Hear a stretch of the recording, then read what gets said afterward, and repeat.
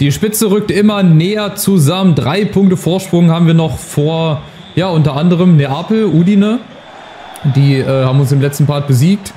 Verona ist nur noch 4 Punkte hinter uns. Die spielen auch momentan eine richtig gute Saison. Und heute die B11 mal, ne? Unter anderem Rugani, Gertruida und ein neues Dreier-Mittelfeld, bestehend aus Dahoud, aus Rabiot. Leider, den muss ich dann auch noch mal aufstellen, weil ich habe da leider niemanden anderen. Und Arthur von Barcelona dazu. Vorne Larsson drinne mit Vlahovic, Filip Kostic auf der linken Seite ist geblieben, Ndika und Buffon im Tor. Und auf der Außenbahn da Kulusevski, der ist auch noch geblieben. Ansonsten habe ich mal durchgewechselt. Mal gucken, wie sich die anderen so machen. Arthur, erste Chance.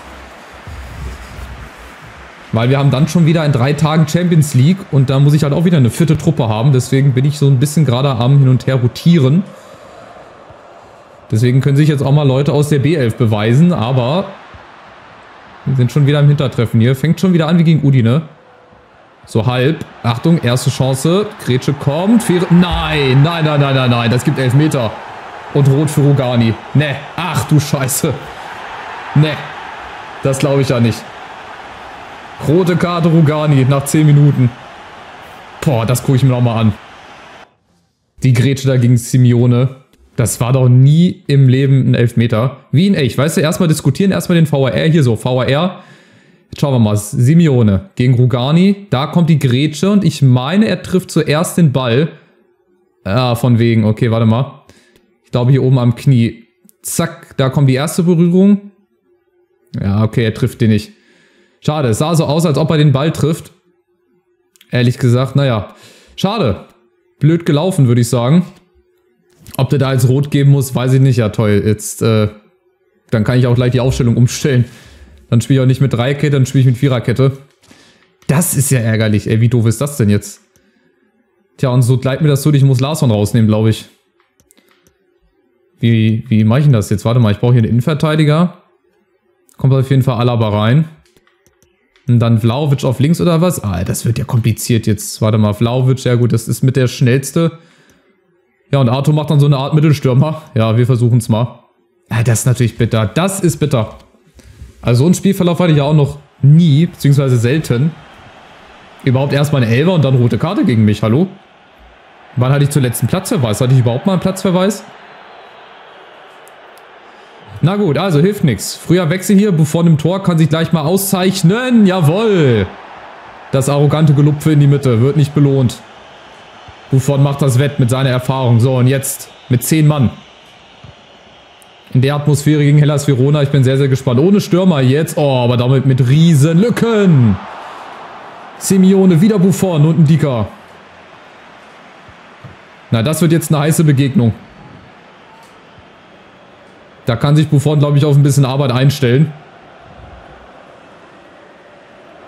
Verona 5. zurzeit.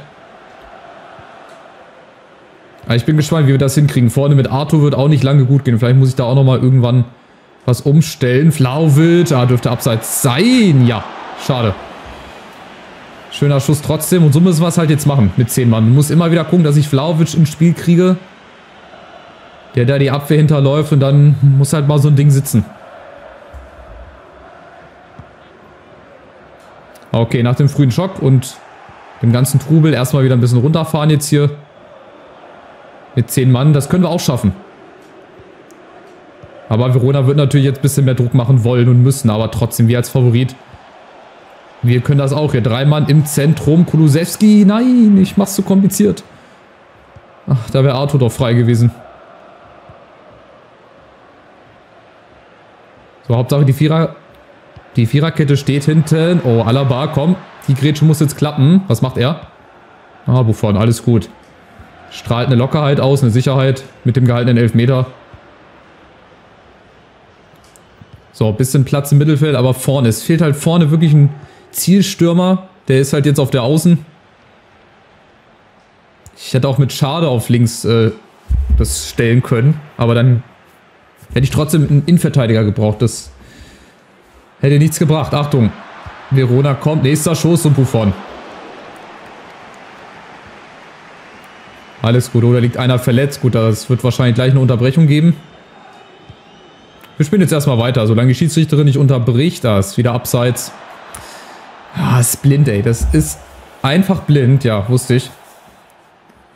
Ja, nächster Wechsel. Also schon richtig viel los. Wir haben zwar noch keine Tore. Wir haben aber schon Platzverweis. Verschossenen Elfmeter. Eine gute Chance für Verona danach. Und bislang einen überragenden Buffon, der bislang der Spieler des Spiels ist in unserer Mannschaft. Ja, das sah sehr komisch aus. Oh ja. Oh, da wird es nicht weitergehen, bei wem auch immer. Auf jeden Fall gibt es auch da den ersten Wechsel. Brereton Diaz. Mavi Didi. Mavi Didi kommt rein. Bin gespannt, ob das irgendwas am Spiel verändern wird.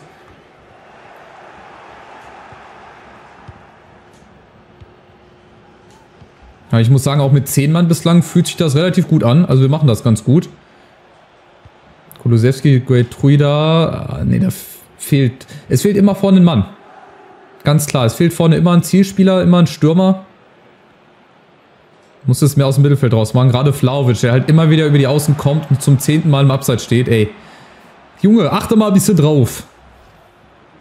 Ich kann nicht alles steuern. Hier, die Laufwege, das ist okay, das ist genau richtig. Aber Junge, Mensch, guck doch mal auf Abseits. Es kann doch nicht sein, dass er jetzt schon zum 3. Mal oder so in Folge im Abseits steht. Und wieder, zack, Zweikämpfe gewonnen.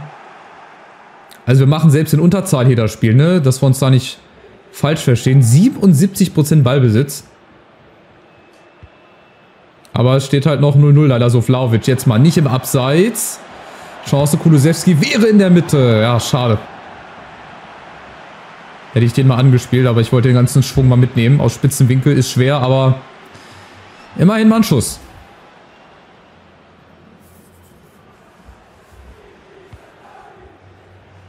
Und Verona bislang, die spielen, weiß ich gar nicht, auch Dreierkette?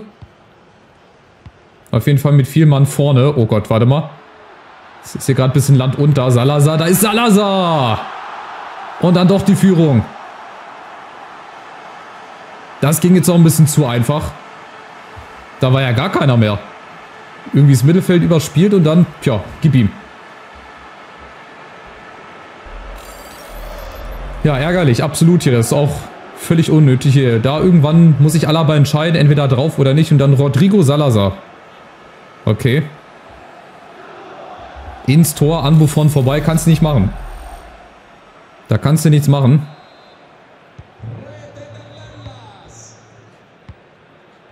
Tja, wir haben sonst gut gestanden eigentlich im Mittelfeld. Ich dachte mit diesen 2 Sechsern und der Viererkette, dass das eine gute Alternative wäre, aber bislang leider... Oh, Vlahovic bitte nicht im Abseits. Oh, ne.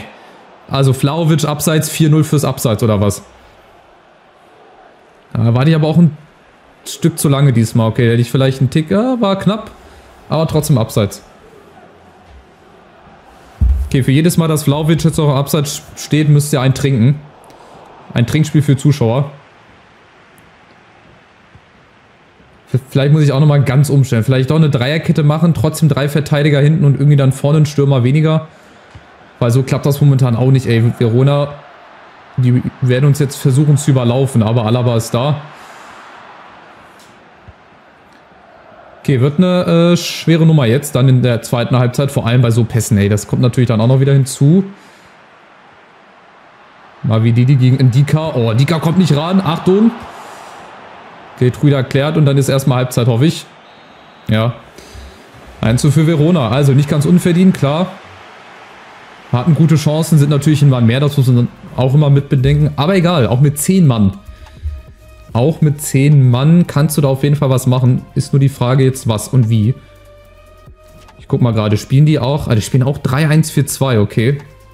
3-1-4-2. Tja, was machen wir? Auch eine Dreierkette, aber ich wüsste nicht, wie wir umstellen. So, schauen wir mal hier. Wir schauen uns das mal an. 3-5-2. Wenn wir jetzt Alaba nach hinten tun. So, dann hätten wir zumindest vorne Vlahovic. Dreier Verteidigung. Vielleicht nochmal ein paar frische Männer rein. Schade für Kulusewski. Dann spielt halt vorne Vlahovic alleine. Aber dann probier es mit der Dreierkette. Auch wenn wir dann natürlich jetzt Gefahr laufen, noch 2, 3 Dinger zu kassieren. Aber gut, was willst du machen? Neapel führt. Zur Pause ist bislang... Stand jetzt ein Tabellenführer. Und wer weiß, wie Turin spielt, wie weiß, wie Udine spielt. Das heißt, die können uns auch noch theoretisch zu nahe kommen und überholen.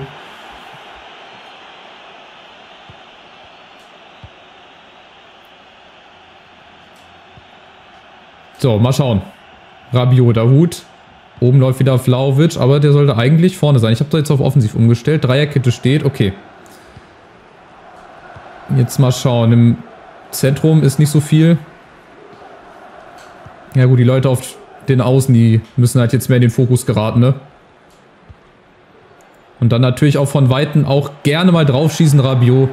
Ich weiß schon, warum ich den nicht mag, ey. Klar, auch wenn der Schuss jetzt 10 Meter drüber geht, aber ich finde den echt zum Beispiel auch sehr unbeweglich. Das ist einfach ein Holzfuß, will ich jetzt nicht sagen, aber ich mag ihn halt nicht so. So vom Spielertypen her, ich finde, das ist einfach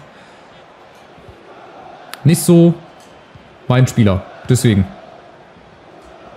Aber heute, wie gesagt, notgedrungen, weil ich leider keinen anderen Sechser habe. Davon sind 2 verletzt. Und viele sind nicht fit, von daher muss er heute spielen. Wo kommt der denn her?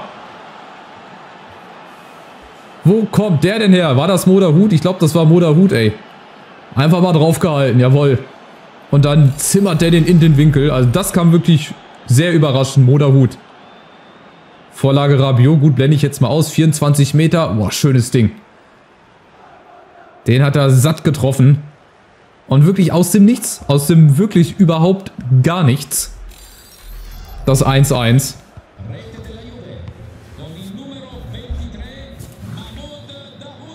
Mahmoud Dahoud. Und sein erstes Tor. Seht ihr? Im 3. Spiel. Mal gucken, was das jetzt mit uns macht. Was das jetzt mit Juve, beziehungsweise mit Hellas Veronas macht. Achtung. Kommen wir wieder nicht hin. Und die direkte Antwort. Das 2-1, ey. Leckt mich doch am Arsch. Schießt der erst so ein Traumtor und dann kriegst du auch wieder so ein Traumtor. Eieiei. Tja, aber auch wieder nicht gut verteidigt. Da haben wir einmal die Lücke aufgerissen. Ndika geht einen Schritt zu weit in Ballnähe und dadurch ergibt sich halt die Lücke fernab von dem zweiten Verteidiger. Und Buffon ist sogar noch dran, aber kann er nicht halten. Schade. Wer hat es denn eigentlich gemacht? Ach, Simeone, der den Elfer rausgeholt hat.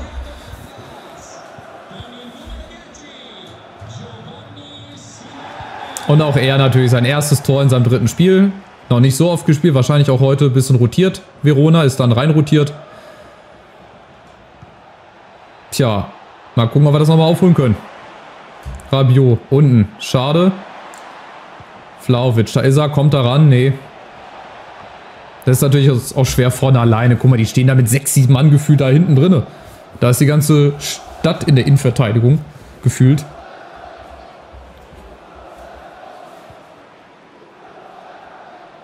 Tja, wo findest du deine Lücke? Ja, über 70% Ballbesitz, da kann ich mir auch nichts für kaufen. Ich lege trotzdem jetzt zurück. Oh, und dann diese Fehlpässe. Das kommt natürlich auch noch mit dazu. Also heute läuft auch einiges schief. Hat schon mit dem Elfer angefangen, mit dem Platzverweis. Und dann kriegen wir bislang vorne leider noch nicht so viel hin. Vielleicht ja jetzt. Schade. In der Mitte Arthur. Oh, aber nicht so. Der war leider zu kurz. Aber wir müssen irgendwann ins Risiko gehen. Wir müssen noch mehr Risiko gehen als sonst. Als jetzt sowieso schon. Einmal weniger und eine Dreierkette. Ja, weil Glück, dass es da Freischuss gibt. Was kann man denn noch machen? Was haben wir denn noch? Wir haben noch ein 4-3-3. Können wir auch nochmal spielen. So eine breite Aufstellung hier. 4-3-3, 4-4-2. Aber dann fehlt trotzdem vorne immer wieder einer. Dann würde ich das so hinstellen. Dann müsste Rabiot... Oh Gott. Wer spielt Linksverteidiger? So, Rabiot ist natürlich nicht der schnellste. Ja, krass. Aber ich will nicht mit Rabiot auf links spielen. Das geht nicht. Das kann ich nicht machen. Dann muss ich 4-3-3 spielen. Dann muss ich so spielen. Dann muss aber Alaba nach hinten rein. Und Vlahovic dann auf die Außen. Dann ist auch wieder keiner in der Mitte. Also wie ich es drehe und wende, dann bleibe ich bei der Dreierkette. Ich dachte, ich hätte nochmal irgendwie was umstellen können. Egal wie ich es drehe und wende, es fehlt immer irgendwo entweder ein Stürmer oder ich lasse Spieler auf einer Position spielen, wo die eigentlich nichts zu suchen haben. Ich kann Rabiot nicht mit 70 Sprintstärke auf links außen spielen lassen. Das geht nicht. Da habe ich leider nichts davon. Achtung, jetzt muss ich erstmal hier zusehen. In der Verteidigung, dass das halbwegs gut läuft. Achtung, Verona kommt und Buffon.